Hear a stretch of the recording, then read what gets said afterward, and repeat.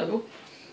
So in this video I'm going to look at how to plot points to generate the graph of y equals sine x. I'm just going to generate one wave. Well, hold on one sec. Sorry about that.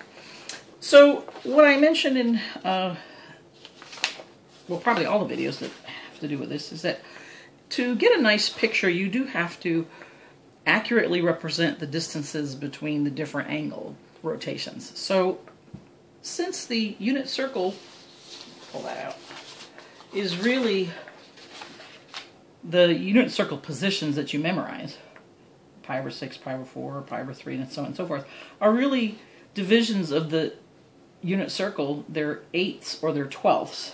So this pi over 6 is a 12th, pi over 4 is an eighth, and then all the others are just multiples of that.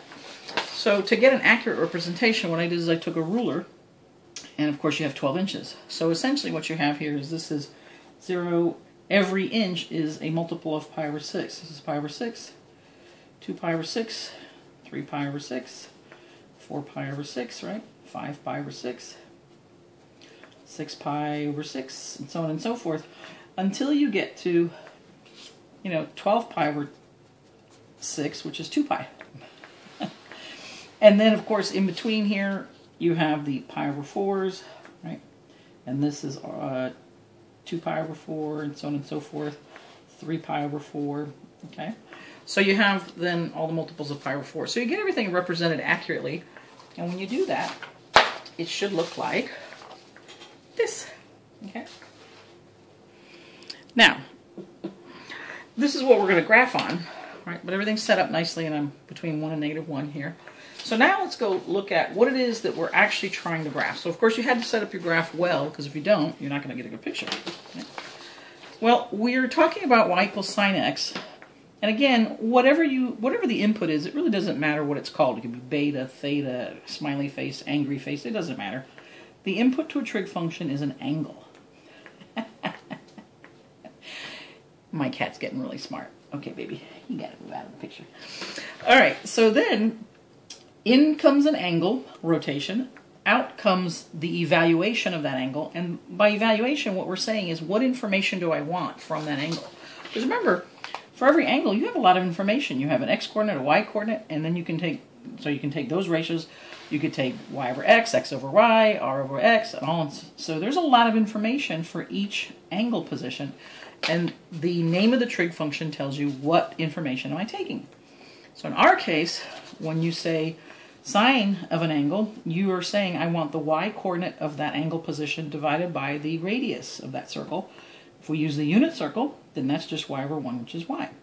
So essentially, when we plot points here on this graph, the x, or horizontal movement, is going to be the angle position, and the y-coordinate, right, which is the vertical movement, is going to be the y-coordinate of the angle position. So, for example, at 0 radians, I would take just the y-coordinate, which is 0. At pi over 6, at that angle position, I take the y-coordinate a half. At pi over 4, I take the y-coordinate square root 2 over 2. At pi over 3, I take the y-coordinate square root 3 over 2, and so on and so forth.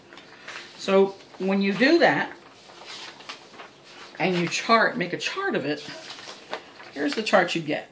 Now again, what I did is I took the angle measures or positions that we know, and then the ratio, in this case sine, which was the y-coordinate, gave you the exact values, but then I give you the approximate values because this is what you'll really use when you're graphing.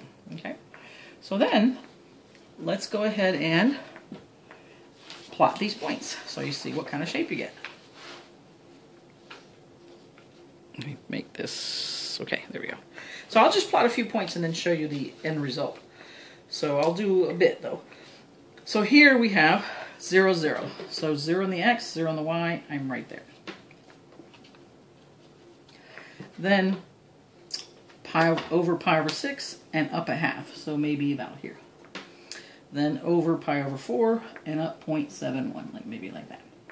Then over pi over 3 and up 0.87, right? Over pi over 2 and up 1. Let's see if we got that. Yeah. Over 2 pi over 3 and up 0.87. Over 3 pi over 4, 0.71, right? and then over 5 pi over 6, about a half, and finally at pi 0, right? So then you, of course, just kind of do this, right? You're connecting them, and you keep going, right? You keep going. Blah, blah. When you're done, you do this all together. This is what you'll get. The basic shape of sine. Okay, go ahead and do that. And that's what you should have.